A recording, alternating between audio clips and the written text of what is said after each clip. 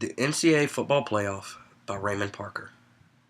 The end of this year's college football season will culminate with the first ever college football playoff. The Rose Bowl and the Cotton Bowl will host this year's semifinals, with the winners facing off for the national championship.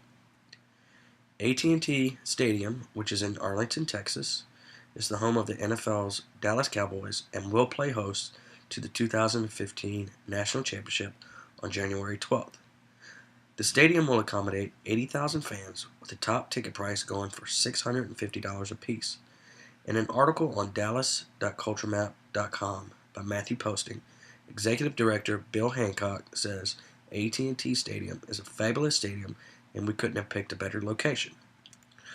ESPN will air both national semifinal games as well as the national championship game.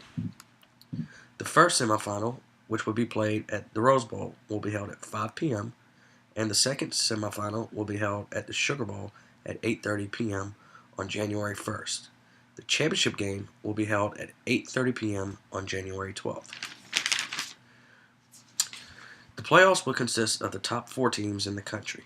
In one semifinal, you will have the top seed playing against the number 4 seed, while the number 2 seed will play the number 3 seed. The winners of those 2 games will match up for the right to be called national championship. 10 conferences, including the 4 independents, Notre Dame, BYU, Army, and Navy, will all be eligible to compete in the new playoff system. Conference champions will be looked at first, however, it is not guaranteed that you will get in. The voting committee will consist of 12 members. These members will include former Secretary of the State Condoleezza Rice, former Notre Dame head football coach Ty Willingham, and Archie Manning, the father of the NFL quarterbacks Eli and Peyton Manning.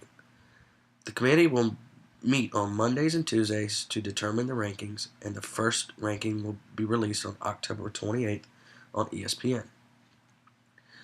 Under the new playoff system, conferences and independent schools will receive a larger revenue increase than in the old bowl system. Each conferences and independent schools will receive $300,000, and each conference will also receive a base amount of approximately $50 to $75 million, with each conference that has a team to qualify for a spot in the playoffs.